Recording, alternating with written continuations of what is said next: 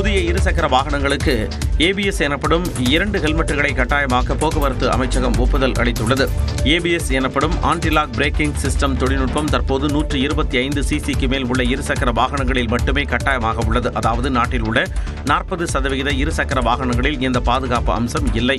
எனவே சாலை பாதுகாப்பை மேம்படுத்துவதற்கான ஒரு முக்கிய நடவடிக்கையாக அனைத்து இருசக்கர வாகனங்களிலும் ABS தொழில்நுட்பத்தை கட்டாயமாக்க சாலை போக்குவரத்து மற்றும் நெடுஞ்சாலை அமைச்சகம் முடிவு செய்துள்ளது. கூடுதலாக அடுத்த ஆண்டு ஜனவரி முதல் புதிதாக இருசக்கர வாகனங்கள் வாங்கும்போது 2 ஹெல்மெட்டுகளை வழங்குவதை அரசு கட்டாயமாக்க உள்ளது. இந்தியாவில் ஏற்படும் மொத்த சாலை இறப்புகளில் ஹெல்மெட் அணியாததால் தலையில் ஏற்படும் காயங்களால் இருசக்கர வாகன ஓட்டிகள் சுமார் 44% பேர் உயிரிழப்பதாக கூறப்படுகிறது. தற்போது இருசக்கர வாகனங்களில் ஓட்டுநரும் பின்னால் அமர்ந்து பயணிப்பவரும் ஹெல்மெட் அணிவது போக்குவரத்து விதிகளின்படி கட்டாயமாக்கப்பட்டுள்ள நிலையில் இந்த விதியை முழுமையாக பின்பற்றுவதை உறுதி செய்ய மத்திய அரசு புதிய விதிமுறையை அறிவித்துள்ளது. அரசிதழில் அறிவிக்கை வெளியானவுடன் இந்த விதிமுறைகள் அமலுக்கு வரும் என கூறப்பட்டுள்ளது. பாஸ்போர்ட் கேட்டு விண்ணப்பிக்க கணவரின் அனுமதியோ கையெழுத்தோ மனைவி பெற வேண்டிய அவசியம் இல்லை என சென்னை உயர்நீதிமன்றம் உத்தரவிட்டுள்ளது. சென்னையை சேர்ந்த ரேவதி பாஸ்போர்ட் கோரி மண்டல பாஸ்போர்ட் அலுவலகத்தில் விண்ணப்பித்த நிலையில் அதில் கணவரின் கையெழுத்து இல்லை என கூறி பாஸ்போர்ட் தர அதிகாரிகள் மறுத்ததாக கூறப்படுகிறது. இதையடுத்து கணவரின் கையெழுத்து வேண்டும் என தன்னை வற்புறுத்தாமல் பாஸ்போர்ட் வழங்க உத்தரவிடக் கோரி ரேவதி மனு தாக்கல் செய்தார். இந்த மனுவை விசாரித்த நீதிபதி ஆனந்த் வெங்கடேஷ் பாஸ்போர்ட் கேட்டு விண்ணப்பிக்க கணவரின் அனுமதியோ அவரது கையெழுத்தோ மனைவி பெற வேண்டிய அவசியம் இல்லை என தெரிவித்தார். கணவரின் கையெழுத்து பெற வேண்டும் என்று வற்புறுத்துவதன் மூலம் ஒரு பெண்ணை கணவனின் உடைமையாக கருதும் சமூகத்தின் மனப்பான்மையே மண்டல பாஸ்போர்ட் அதிகாரியின் செயல் காட்டுவதாக கூறிய நீதிபதி, திருமணம் ஆகிவிட்டால் பெண் தனது அடையாளத்தை இழந்து விடுவதில்லை என்றார். மேலும் கணவனின் கையெழுத்து பெற வேண்டும் என்ற நடைமுறை ஆணாதிக்கத்தை காட்டுவதாக கூறிய நீதிபதி, மனுதாரரின் விண்ணப்பத்தை பரிசீலித்து 4 வாரங்களில் பாஸ்போர்ட் வழங்க பாஸ்போர்ட் மண்டல அதிகாரிக்கு உத்தரவிட்டார்.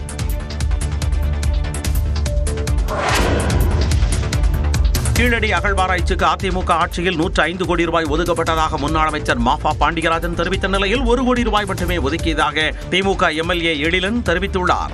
கீழடி என் தாய்மடின்ற வார்த்தையை உருவாக்குனதே எடப்பாடியார் உத்தரவின் பேரில் நான் தான். புரட்சி தமிழரின் ஆட்சியில் தான் 15 தொல்லியல் நிபுணர்கள் தேர்ந்தெடுக்கப்பட்டார்கள் தமிழக அரசாங்கத்துக்கு. இன்னைக்கு எந்த மாநிலத்திலையும் இந்த அளவுக்கு தொல்லியல் நிபுணர்கள், அதே போல நம்ம கார்டோகிராஃபர்னு சொல்லக்கூடிய அந்த கல்வெட்டை படியெடுக்கக்கூடிய நிபுணர்கள், இதெல்லாம் அதிகமாக இருக்கிறது தமிழ்நாடு தான். 2006 2011 வரைக்கும் கீழடியில் அகழ்வாய்வு செய்ய வேண்டும் என்ற எத்தனையோ கோரிக்கைகள் வந்த பொழுது அன்னைக்கு கலைஞர் தலைமையில் இருந்த திமுக ஆட்சி 1 பைசா ஒதுக்கல. 4 ஆண்டுகள்ல இந்த தொல்லியல் துறை அருங்காட்சியக துறைக்கு சராசரியாக 105 கோடி ஒரு வருடத்திற்கு ஒதுக்கியவர் எடப்பாடியார் அவர்கள். உயர் நீதிமன்றம் தீர்ப்பின் அடிப்படையில் தான் அதிமுக அரசு அவங்க நிலையை கொண்டு வராங்க. ஆனா அதிமுக ஆட்சி காலத்துல 2016 இருந்து 2020 வரைக்கும் 2 எக்ஸ்கவேஷன் தான் நிதி ஒதுக்கீடு செஞ்சிருக்காங்க. 105 கோடி ரூபாய் செலவு செஞ்சதா சொல்லியிருக்காங்க. 2021 இருந்து 24 வரைக்கும் 30 இடங்கள்ல ஆய்வு பண்ணி 38 இடங்கள் திராவிட மாடல் அரசு அகழ்வாராய்ச்சி மேற்கொண்டு மொத்தம் 27 கோடி ரூபாய் கொடுத்திருக்காங்க. 1 கோடி ரூபாய் ஒதுக்கீடு செஞ்ச அதிமுக அரசு எங்க, 27 கோடி ரூபாய் ஒதுக்கீடு செஞ்ச திராவிட மாடல் அரசு, தமிழ்நாட்டு முதல்வர் அரசோட நிலை என்ன கேட்கிறாங்க. விவசாயிகளின் கோரிக்கையை நிறைவேற்ற வலியுறுத்தி கிருஷ்ணகிரியில் அதிமுக சார்பில் உண்ணாவிரத போராட்டம் நடைபெற்றது. நடப்பாண்டில் மாம்பழங்களின் கொள்முதல் விலை வீழ்ச்சியடைந்த நிலையில் கூழ் தயாரிக்கும் மாம்பழங்களை கொள்முதல் செய்வதிலும் விலை சரிவு ஏற்பட்டுள்ளது. இதனால் மாம்பழங்களின் கொள்முதல் விலையை 5 ரூபாயிலிருந்து 13 ரூபாயாக உயர்த்த வேண்டும், மாம்பழ கூழுக்கான GSTயை 5% குறைக்க வேண்டும் என்பது உள்ளிட்ட கோரிக்கைகளை விவசாயிகள் முன்வைத்துள்ளனர். இதனை நிறைவேற்ற கோரி அதிமுக துணை பொதுச் செயலாளர் KP முனுசாமி தலைமையில் கிருஷ்ணகிரியில் உண்ணாவிரத போராட்டம் நடைபெற்றது. இதனிடையே போராட்ட களம் முன்பு 2 டன் அளவிற்கு மாங்காய் கொட்டப்பட்டு எதிர்ப்பு பதிவு செய்யப்பட்டது. அப்போது மாங்காய் குவியலில் இருந்து பாம்பு ஒன்று வெளியே வந்தது. விவசாயம் பண்ணிட்டு எல்லாம் விவசாயிங்க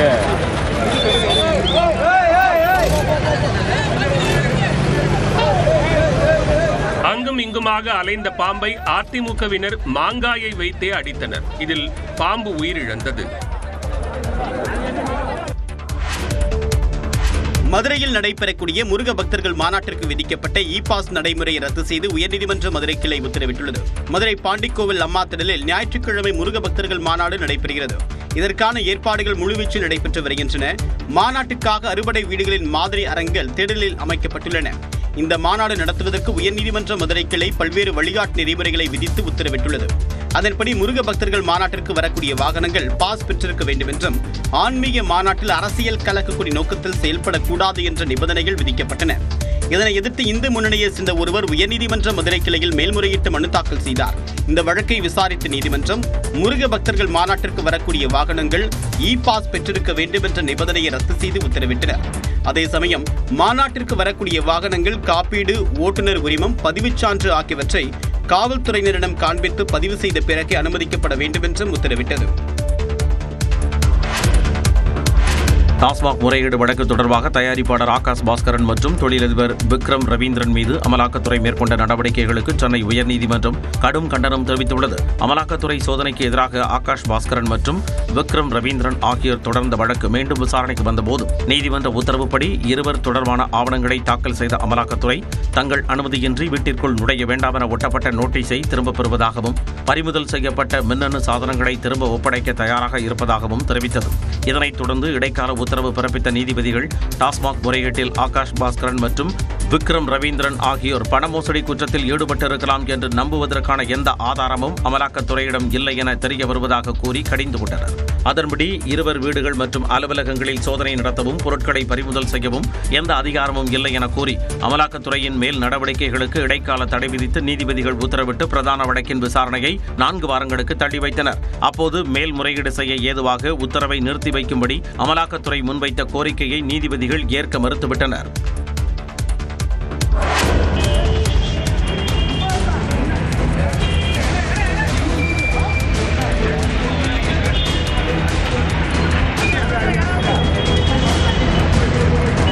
நாகர்கோவில் அருகே கடையில் இருந்த நூற்றுக்கணக்கான செல்போன்கள் இப்படி தீப்பற்றி எரிகின்றன. கன்னியாகுமரி மாவட்டம் நாகர்கோவில் அருகே பார்வதிபுரம் சந்திப்பில் கிருஷ்ணகுமார் என்பவரது செல்போன் கடை இயங்கி வந்தது. வழக்கம் போல இரவு கடையை பூட்டிவிட்டு அவர் வீட்டிற்கு சென்ற நிலையில் கடைக்குள் தீ விபத்து ஏற்பட்டது. அதில் பழுது நீக்க வைக்கப்பட்டிருந்த செல்போன்கள் மற்றும் விற்பனைக்காக வைக்கப்பட்டிருந்த செல்போன்கள் என 100க்கும் மேற்பட்டவை எரிந்தன.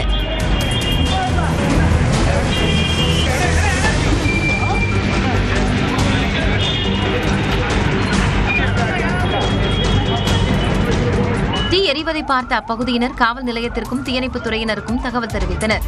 தகவலை அடுத்து விரைந்து வந்த தீயணைப்புத் துறையினர் தண்ணீரை பீச்சி அடித்து தீயை கட்டுக்குள் கொண்டு வந்தனர்.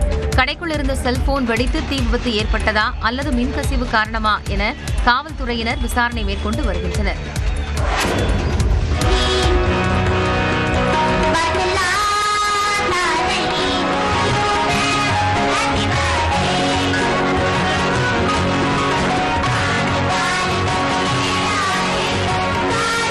தனது பிறந்த நாளுக்கு பார்வை மாற்றுத்திறனாளி குழந்தைகள் பாட்டு பாடி வாழ்த்து தெரிவித்ததை கண்டு குடியரசுத் தலைவர் திரௌபதி முர்மு நிகழ்ச்சியடைந்த காட்சியை இவை.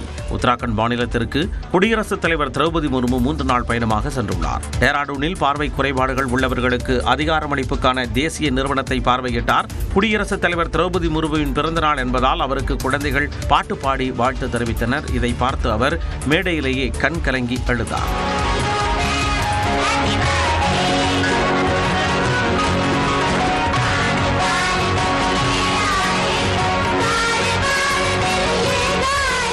பின்னர் பேசிய அவர் தன் கண்ணீரை அடக்க முடியவில்லை என கூறினார். மேலும் அவர்கள் தங்கள் மனதில் இருந்து மிகவும் அழகாக பாடுகிறார்கள் என்றும் அவர்கள் நம்பிக்கையுடன் முன்னேற வேண்டும் என்றும் குடியரசுத் தலைவர் குறிப்பிட்டார். ஆங்கிலம் அவமானம் அல்ல, அதிகாரம் என மத்திய உள்துறை அமைச்சர் அமித் ஷாவுக்கு எதிர்க்கட்சித் தலைவர் ராகுல் காந்தி பதிலளித்துள்ளார்.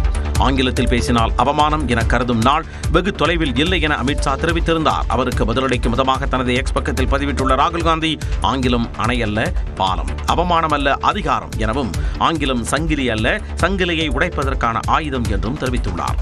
ஏழைகள் குழந்தைகள் ஆங்கிலம் கற்பதை பிஜேபி RSS விரும்பவில்லை என குற்றம் சாட்டியுள்ள ராகுல் காந்தி தங்களுக்கு எதிராக கேள்வி கேட்பதையும் தங்களை விட முன்னேறி செல்வதையும் சமத்துவத்தையும் அவர்கள் விரும்புவதில்லை என்றும் விமர்சித்தார். மேலும் வேலை வாய்ப்பையும் தன்னம்பிக்கையும் அளிக்கும் ஆங்கிலம் தாய்மொழியைப் போல முக்கியமானது எனவும் பதிவிட்டுள்ளார். இந்தியாவின் ஒவ்வொரு மொழிக்கும் ஆன்மா கலாச்சாரம் இருப்பதாக குறிப்பிட்டுள்ள ராகுல் காந்தி இந்திய மொழிகளை போற்ற வேண்டும், அதே வேளையில் நமது குழந்தைகளுக்கு ஆங்கிலத்தையும் கற்பிக்க வேண்டும் என அறிவுறுத்தியுள்ளார். உலகத்துடன் போட்டியிட நமது குழந்தைகளுக்கு சம வாய்ப்பை ஏற்படுத்தி கொடுக்க ஆங்கிலம் ஒன்றே வழி என்றும் ராகுல் காந்தி தெரிவித்துள்ளார். ஈரானில் போர் பதற்றத்திற்கிடையே மாணவர்கள் உட்பட 290 இந்தியர்களுடன் இரண்டாவது மீட்பு விமானம் டெல்லி வந்தடைந்தது. இஸ்ரேலுக்கும் ஈரானுக்கும் இடையில் அதிகரித்து வரும் பதட்டங்களுக்கு மத்தியில் மத்திய கிழக்கு பகுதியில் இருந்து தனது குடிமக்களை பாதுகாப்பாக கொண்டு செல்ல இந்திய அரசு ஆபரேஷன் சிந்துவை தொடங்கியது. கடந்த 2 நாட்களுக்கு முன்பு டெல்லி வந்தடைந்த முதல் விமானத்தில் 110 மாணவர்கள் அழைத்து வரப்பட்டனர். இந்நிலையில் இரண்டாவதாக மாணவர்கள் உட்பட 290 பேருடன் ஈரானின் மஷாத்தில் இருந்து புறப்பட்ட விமானம் டெல்லி வந்தடைந்தது. நாடு திரும்பிய இந்தியர்கள் விமான நிலையத்தில் தங்கள் மகிழ்ச்சியை வெளிப்படுத்தினர்.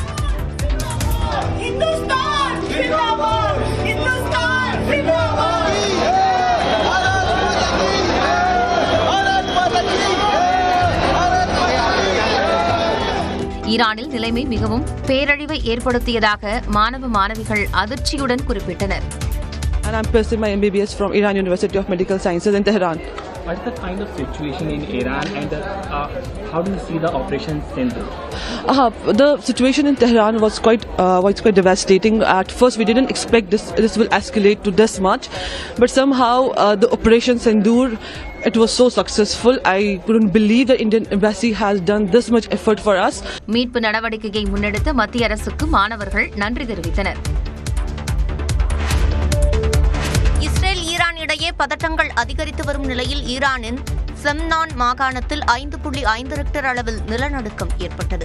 உள்ளூர் நேரப்படி நேற்று இரவு 9:19 மணிக்கு செம்னான் மாகாணத்தில் உள்ள சோர்கி நகருக்கு அருகில் 5.5 ரிக்டர் அளவில் நிலநடுக்கம் ஏற்பட்டதாக ஈரானிய அதிகாரிகள் உறுதிப்படுத்தியுள்ளனர். ஐரோப்பிய மத்திய தரைக்கடல் நில அதிர்வு மையத்தின் தகவலின்படி செம்னான் அருகே மையப்பகுதிக்கு அடியில் 35 கிலோமீட்டர் ஆழத்தில் மிதமான ஆழமற்ற நிலநடுக்கம் ஏற்பட்டது.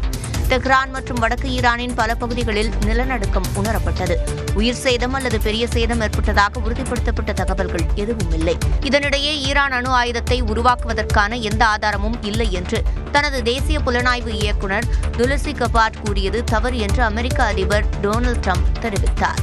இந்த ஆண்டு தொடக்கத்தில் செய்தியாளர்களிடம் ட்ரம்ப் பேசியபோது ஈரான் அணு ஆயுதத்தை உருவாக்கவில்லை என்று கூறிய கருத்தை தற்போது மறுத்தார். ஒரு வாரத்தில் 2வது முறையாக அதிபர் தான் தேர்ந்தெடுத்த உளவுத்துறை இயக்குநரின் மதிப்பீட்டை நிராகரித்தது குறிப்பிடத்தக்கது.